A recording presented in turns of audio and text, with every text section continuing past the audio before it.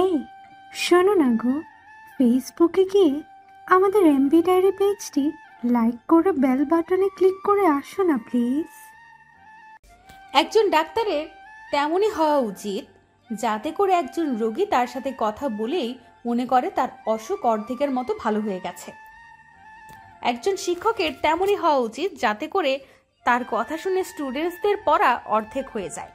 একজন সন্ত্রাসীরও তেমন হওয়া উচিত যাতে করে তার চোখে দিকে তাকাতেই কলিজা শুকিয়ে যায়। তেমনিভাবে একজন মানুষেরও তেমনই হওয়া উচিত যাতে করে তার সাথে অন্যরা কথা বলে তাদের চরিত্র ঠিক হয়ে যায়। আমার বাবা আমাকে প্রায় একটা কথা বলতেন যে জীবনে যেটাই হও না কেন বা যে কাজটাই করতে চাও না কেন, সব সময় চেষ্টা করবে, লক্ষ্য রাখবে সেটার সর্বোত্তম স্থান দখল করতে। ডাক্তার হলে সেরা ডাক্তারই হও, শিক্ষক হলে সেরা শিক্ষক, মানুষ হলেও মানুষের মতোই মানুষ হও, তেমনিভাবে খারাপ হলেও সেরাটাই হও। তবুও মধ্যবর্তী অবস্থানে থেকো না। মধ্যবর্তী এমন একটা স্থান যে স্থানে মানুষদের কেউ সাধারণত মনে রাখে না।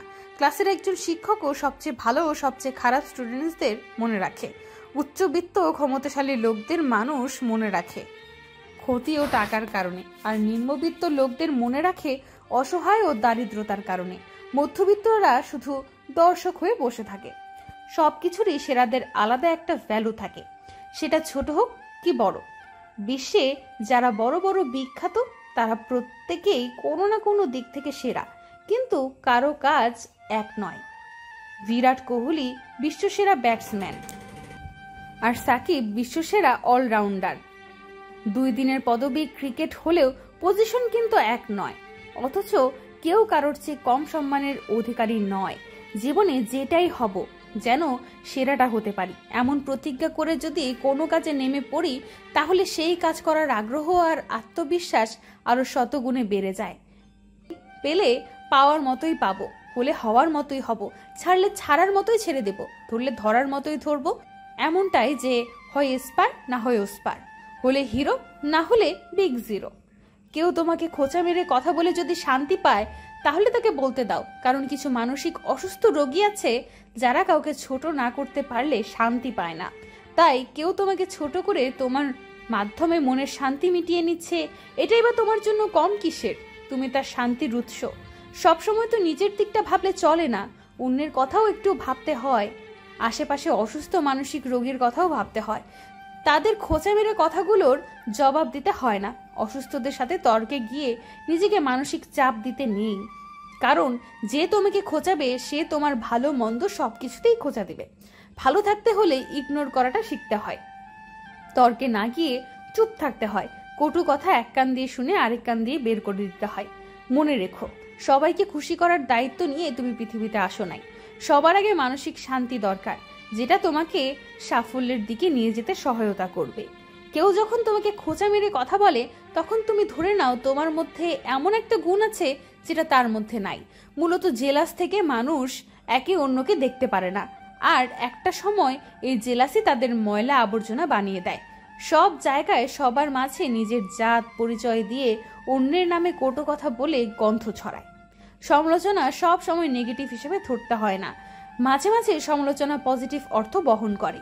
কোথাও তোমার সমালোচনা হচ্ছে মানে অন্য কোথাও তোমার আলোচনাও হচ্ছে। যার সমালোচনা নাই তার আলোচনাও নাই। মনে রাখো, আলোচনা ও সমালোচনাবিহীন মানুষ জড় পদার্থের সমান। নারী জাতির প্রধান বৈশিষ্ট্যই হচ্ছে মায়া। এরা মায়াবতীর জাত। এরা কোনো সম্পর্কে জড়ালে তা ধরে রাখার জন্য আপ্রাণ চেষ্টা করে যায়। ছেলেরা এমন না, ছেলেরা সম্পর্ক গড়তে বেশি পছন্দ করে, কিন্তু সেটা ধরে রাখার জন্য ছেলেরা খুব বেশি সিরিয়াস থাকে না। মেয়েরা নিজের যে কোনো কিছুই আঁকড়ে রাখতে চায়। একটা ভাঙা আয়না থেকে শুরু করে ভাঙা চুড়িও তারা যত্ন করে রেখে দেয়। এরা ফেলে দেওয়া জিনিসও ফেলে দেয় না মায়ার টানে। অপরদিকে ছেলেরা আবার ভিন্ন রকম, এদের কোনো কিছুই ফেলে দেওয়ার মতো থাকে না।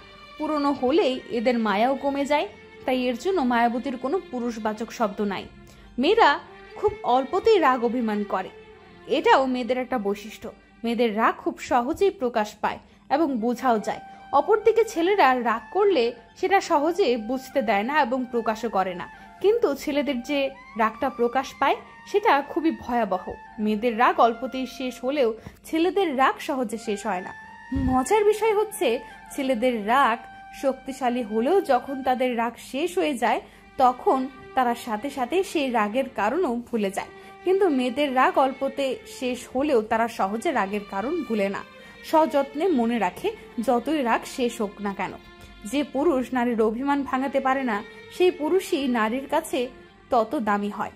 যে নারী পুরুষের মনে মায়া জন্মাতে পারে সেই নারী পুরুষের নিকট তত বেশি মায়াবতী হয়। কিন্তু জগতে এদের পাওয়া বড্ড কঠিন। রাগে মানুষদের কন্ট্রোল করার একটা টেকনিক আছে। কেউ যখন আপনার উপর প্রচন্ড রেগে কথা বলতে থাকবে ঠিক তখনই আপনি তার উপর রাগ না দেখিয়ে মুচকি হাসি দিয়ে কথা বলতে থাকুন। আপনি যখন হেসে হেসে কথা বলতে থাকবেন তখন সেও বুঝে যাবে আপনার উপর রাগ দেখিয়ে তার কোনো লাভ হবে না।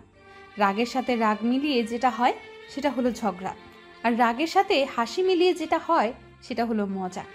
রাগারাগি করে আজ পর্যন্ত কেউ কোনো কিছুর সমাধান করতে পারেনি এবং ভবিষ্যতেও পারবে না। রাগ কখনো কোনো কিছু সমাধান করতে পারে না, কিন্তু আপনার দেওয়া হাসিটা অনেক কিছুই সমাধান করে দিবে। সাধারণত মানুষ তখনই রেগে যায় যখন সে নিজে বুঝতে পারে সে হেরে যাচ্ছে, কিংবা অধিক টেনশন, ব্যর্থতা ও পরাজয় এসব রাগের কারণ হতে পারে। তবে রাগ খারাপ হলেও রাগে মানুষগুলো খারাপ হয় না। আবার রাগে মানুষগুলো যে ভালো হয় সেটাও তারা প্রকাশ করতে পারে না। রাগে মানুষদের উপর রাগ দেখিয়ে তাদের ভালো আশা করা বোকামি, বরং এতে আরো খারাপটা ডেকে আনে। রাগে মানুষদের ভালোটা পেতে হলে তাদের সাথে বেশি বেশি করে মেলামেশা করুন, রাগ কম দেখাতে চেষ্টা করুন, পারলে সব সময় হাসি খুশি ভাবে কথা বলতে থাকুন।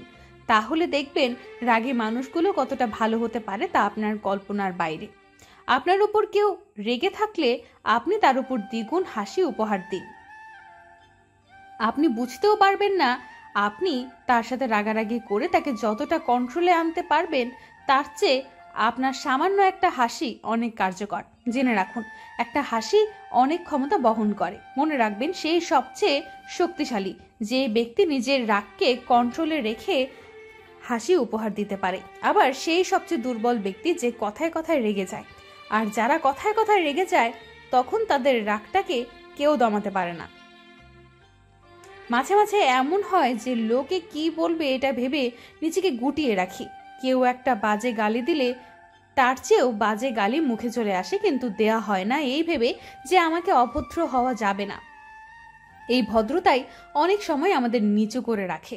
আসলে সব সময় ভদ্রতা দেখানো উচিত না, অন্তত নিজের জন্য হলেও মাঝে মাঝে অভদ্র হতে হয়। কারণ খুব কম মানুষই আছে যারা ভদ্রতাকে সম্মান করতে জানে। বেশিরভাগ মানুষই ভদ্রতাকে মনে করে দুর্বলতা হিসাবে। ভদ্র হওয়া ভালো, ভদ্রতাও স্রষ্টার দেওয়া একটা মহৎ গুণ। কারণ সবাই চাইলেও ভদ্র হতে পারে না, কিন্তু কেউ যখন তোমার ভদ্রতাকে পুঁজি করে বারবার তোমাকে ছোট করে যাবে কিংবা সবার সামনে অপমান করে যাবে তখন তোমার ভদ্র হয়ে থাকাটা নিতান্তই বোকামি।